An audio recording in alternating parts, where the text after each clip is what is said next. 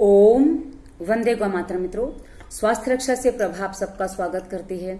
मित्रों, हम भोजन तो ठीक से खाते हैं लेकिन हमें उसका पोषण नहीं मिल रहा है। हम कहाँ क्या गलती करते हैं हमें समझ में नहीं आता। कई बार हमें ये पता ही नहीं होता कि हमें किसके साथ क्या सेवन करना चाहिए जिससे उसके गुण बढ़ जाएं ना कि कम हो जाएं। पर कई बार हम क्या करते हैं, कुछ गड़बड़ कर लेते हैं, कुछ उल्टी चीजें साथ में खा लेते हैं जिससे हमें उस खाई हुई चीज का पूरा पोषण नहीं मिल पाता है। तो आज हम ऐसी कुछ बातें आपको दूध दही की और कुछ मुख्य फलों के बारे में बताने जा रहे हैं कि आप किसके साथ क्या सेवन करें ताकि वो पूरा गुण आपके शरीर को ठीक से मिले और आपको जो पोषण चाहिए, जो विकास है अपने शरीर का, वो आपको मिल सके। क्योंकि हम सब जानते हैं कि दूध जो है अपने आप में संपूर्ण आहार है, लेकिन उसमें हम क्या मिला के खा लेते हैं कि क्या गड़बड़ कर लेते हैं जिससे उसका पूरा पोषण नहीं मिलता। तो मित्रों, आज हम इस विषय पे थोड़ी सी चर्चा करने जा रहे हैं। और हाँ, मैं वो चर्चा आपको बता रही जो सामान्य तरीके से हम जो फल, दूध, दही इस्तेमाल करते हैं, मैं उसी पे आपको चर्चा दे रही हूँ ताकि आपको सामान्य जो आपके सामने चीजें वो आपकी एकदम स्पष्ट हो जाए।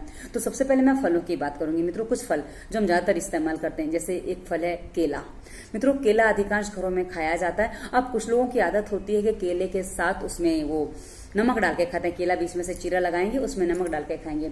मित्रों, केले के साथ कभी भी नमक नहीं खाना चाहिए क्योंकि प्रकृति ने हमें जिस फल को जिस स्वाद के साथ दिया है ना, वो उसका गुण है। यदि उसको विकसित करने के लिए हम कुछ उसमें और ऐसा मिलाएंगे तो उसका गुण बढ़ जाएगा, लेकिन हम उसका विपरीत मिलाएंगे तो उसका गुण समाप्त हो जाता है, यानी कि नष्ट हो जाता है। यदि आप केला मीठा है, नमक मिलाते हैं तो उसका गुण विपरीत हो जाता है, तो समाप्त हो जाता है। यदि आपको केले में मिलाना है तो आप केले को बीच में से काट के क्योंकि केला मीठा अच्छा खासा होता है, उसके बीच में आप इलायची डालिए। इलायची पोषक होती है। वैसे आप केले को घी के साथ भी खा सकते हैं। केले को आटे में गूंद के आप अच्छे से पराठा बना सकते हैं। मीठा पराठा बनता है, बड़ा टेस्टी लगता है। मैं कई बार खाती हूँ व्रत में, तो आप ये भी सेवन कर सकते हैं। ये आपके शरीर को पोषण देगा।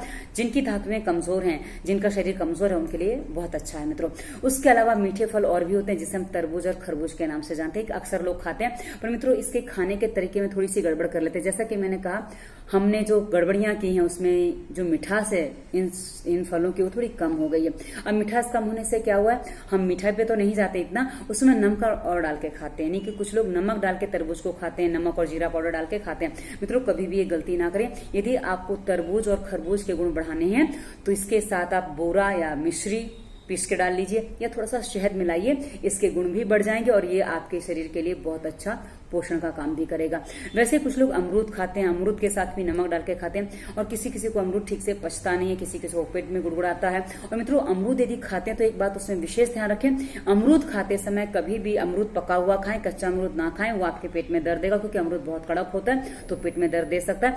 आप अमरूद पका हुआ खाइए। अब पका हुआ अमरूद आपको खाने में क्या ध्यान रखना है, जो उसके बीज आते हैं ना, बीजों को कभी भी दांतों से मत चबाइए। उसके बीज ऐसे ही उतार दीजिए। आप उसके बीज छान नहीं सकते, निकाल नहीं सकते, कोई बात नहीं, उसको ऐसे ही उतार दीजिए। क्योंकि यदि आप चबाते हैं तो चबाने में दांत में फंस गया तो दांतों के लिए बहुत मुश्किल हो जाती है उसको निकालना।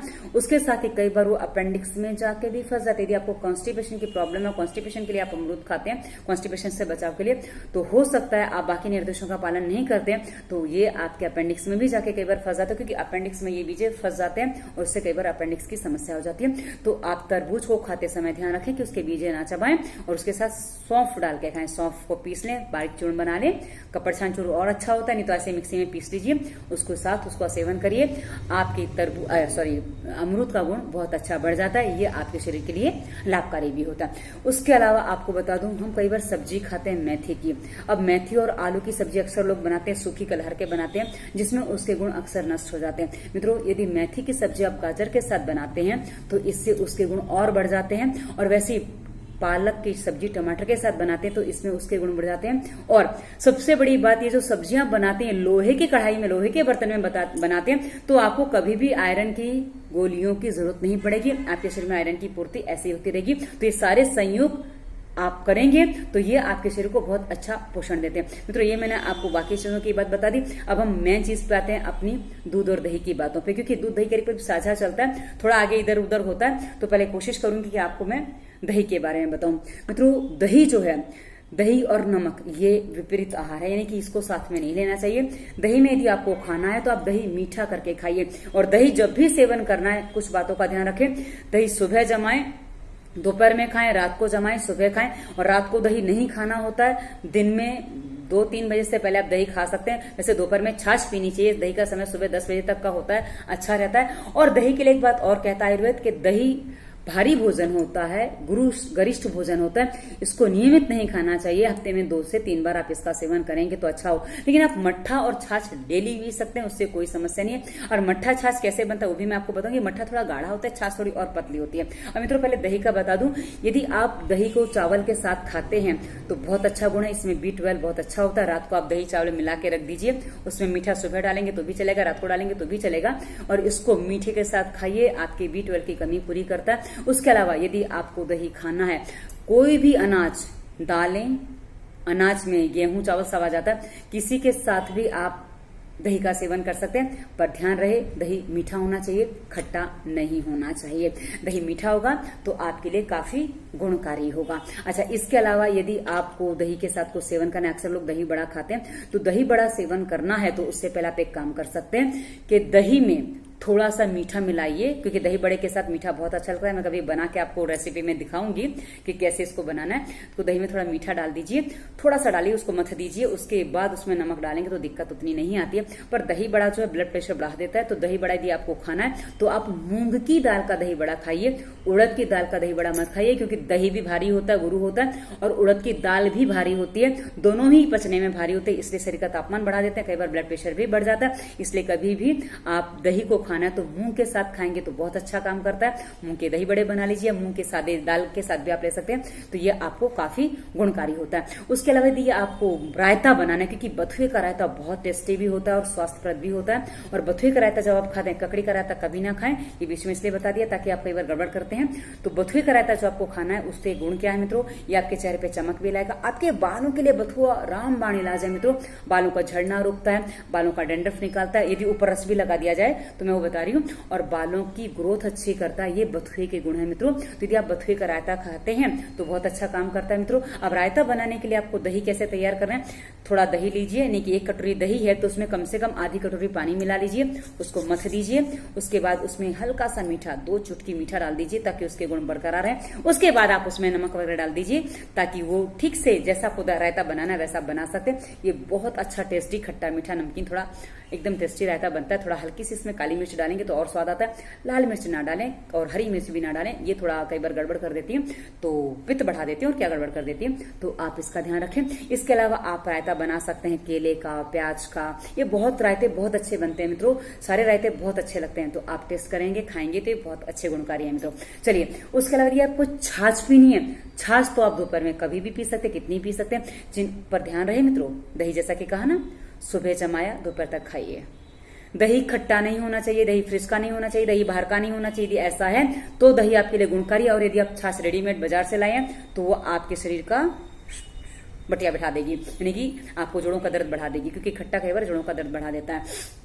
तो अब आपको मैं बता दूं कि छाछ यदि आपको पीनी है तो छाछ में आप थोड़ा सा अजवाइन का पाउडर भी डाल सकते हैं। यदि आपको पेट की ज्यादा समस्या है, जीरा पाउडर डाल सकते हैं, थोड़ा उसमें धनिया पाउडर मिला सकते हैं, और ये आप चुनाव करेंगे कि आपको क्या डालना है, सारी चीजें डालें जरूरी नहीं है। उसमें थोड़ा सा आप हींग भी डाल सकते हैं, काला नमक या सेंधा नमक डाल सकते हैं, और उसके अलावा आप चाहें तो धनिया और पुदीना, उसमें और कुछ नहीं मिलाना, मिर्ची विर्ची नहीं मिलानी है, धनिया पुदीना को पीस लीजिए, उसकी चटनी जैसा बना लीजिए। ये चटनी भी यदि आप इसमें डालते हैं, इसमें छाछ में बहुत अच्छी छाछ बनती है मित्रों, बहुत स्वादिष्ट छाछ बनती है। आप इसको पियेंगे ना, पीते रह जाएंगे।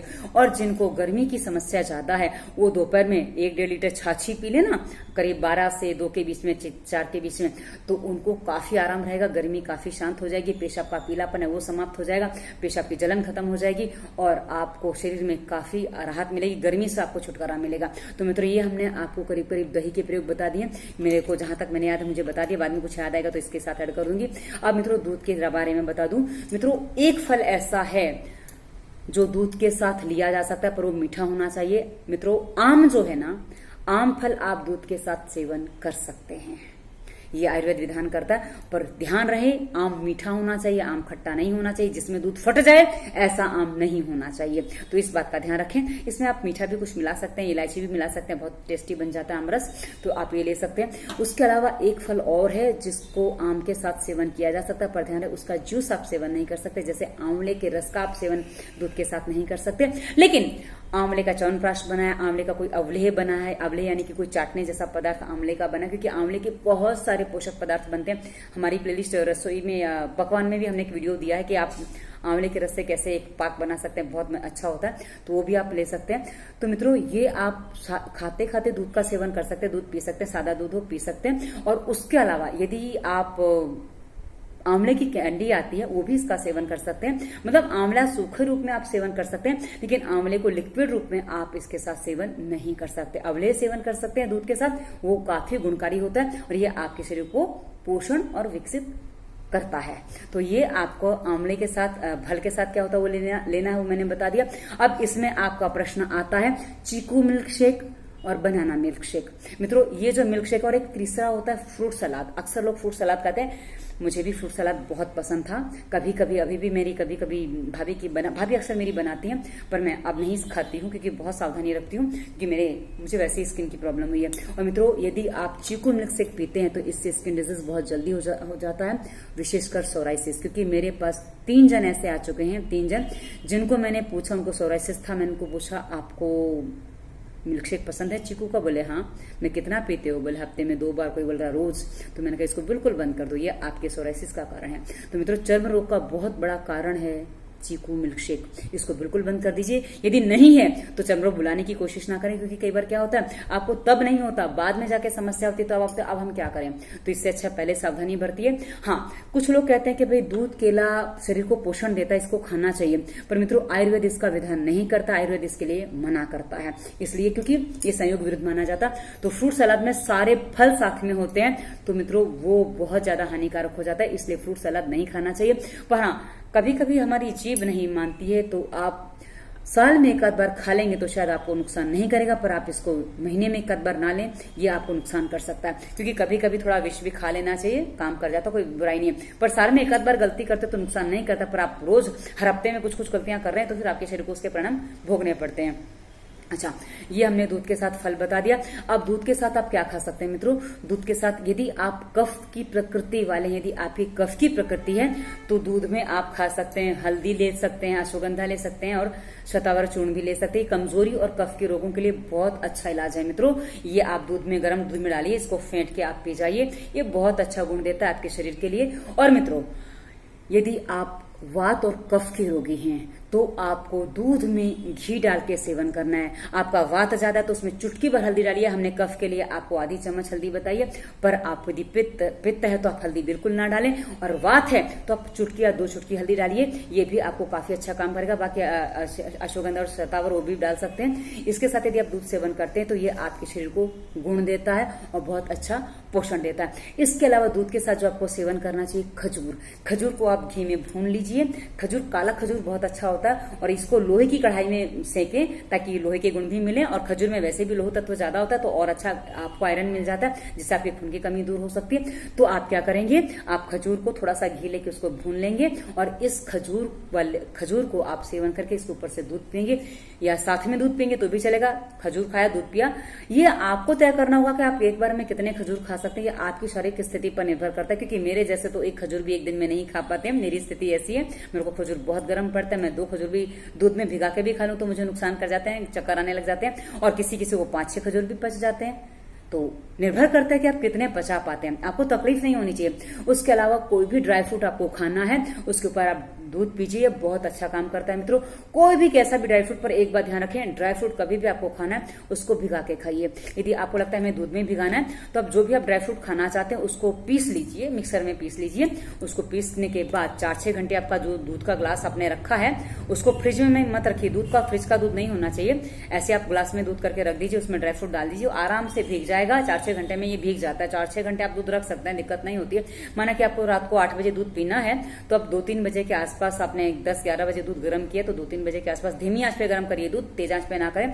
तेज आंच पे गर्म करने से क्या होता है ना, दूध जल्दी खराब होने लग जाता है। और वहीं आप धीमी गैस पे दूध गर्म करते हैं तो जल्दी खराब नहीं होता है, तो आराम से चल जाता है। तो आप जब 8 बजे दूध पियेंगे तो आराम से तब तक आपका ड्राई फ्रूट फूल जाता है, उसका आप सेवन करिए। और मित्रों, दूध के साथ जो आजकल हम बाजार में प्रोडक्ट देखते हैं, बॉर्नविटा है, ना जाने क्या क्या है, तो मित्रों मैं इनका पक्ष नहीं लेती, क्योंकि यदि इनको पीने से स्वास्थ्य बनता तो भाई आज हमारे बच्चे कोई कमजोर नहीं होते। क्योंकि अधिकांश बच्चे यही सब चीजें पीते हैं और अधिकांश बच्चों के आप देख लीजिए, मैं तो चेक करती हूँ, मुझे तो पता चलता है, आपको जैसे मैं बता देती हूँ कई बार कि सांस जो चलती है ना वो मुंह से ही चलती है।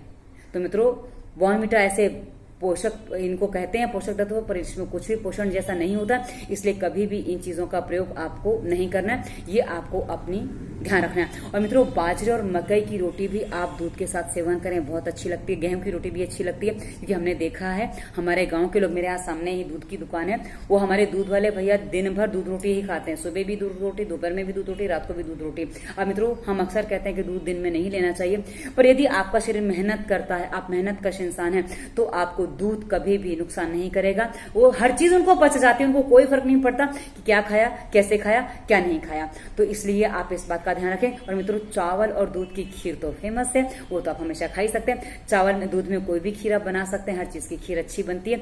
और मित्रों ध्यान ये रहे कि अक्सर कुछ लोग मैंने देखा है, गुजराती लोग खासकर दूध और खिचड़ी खाते हैं। मित्रों दूध और खिचड़ी विपरीत आहार है, इसका सेवन ना करें। सबको तकलीफ नहीं देता, पर जब तकलीफ दे जाएगा, जिसको देगा उसको बहुत बड़ी तकलीफ दे सकता है। इसलिए क्योंकि संयोग विरुद्ध जब आहार हम सेवन करते हैं ना, तो कहीं ना कहीं शरीर में कोई ना कोई अलग तरीके का विकार पैदा कर देता है। और मित्रों अक्सर कुछ लोगों की आदत होती है कि दूध पीने के बाद पानी पीते हैं, और मित्रों दूध के बाद जो पानी पीते हैं उससे कई बार एसिडिटी बन जाती है। इसलिए दूध के बाद यदि आपको मुंह साफ करना है तो मुंह में पानी लीजिए और उसको गंडूस कर लीजिए। गंडूस पुलिंग जैसा काम है, वो करके और उसको थूक दीजिए।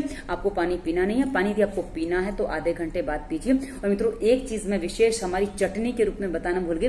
चटनी आप ताजे ये सॉस वगैरह लाते हैं, उसकी जगह घर की ताजी चटनी बनाइए। और एक चटनी हमारे यहाँ बहुत ज्यादा बनती है जिसे हम इमली की चटनी कहते हैं। मित्रों इमली जो है ना, वैसे इमली की प्रकृति बहुत गर्म होती है, ये महावारी की समस्याएं खड़ी कर देती है, और उसके अलावा शरीर में गर्मी बढ़ा देती है, बहुत सारी सूजन भी खड़ी कर देती है, सूजन आ जाती है। इमली यदि रात को खाई जाए तो बहुत ज्यादा सूजन आ जाती है। तो मित्रों इमली के गुणों को शांत करने के लिए, इमली के नुकसानों को शांत करने के लिए हमारा जो चटनी बनती है ना, इमली के साथ किसकी चटनी बनती है, इमली में क्या पड़ता है, गुड़ और खजूर, ताकि इमली की जो गर्मी है जो उसको शांत किया जाए। आप बोलेंगे गुड़ भी गर्म है, खजूर भी गर्म है, फिर भी मित्रों कुछ चीजें ऐसी बनती है ना कि जिसके संयोग को कई बार कुछ अलग प्रिपरेशन बना देते हैं, जिससे उसके जो नेगेटिव गुण है वो शांत हो जाते हैं और उसका गुण बढ़ जाता है।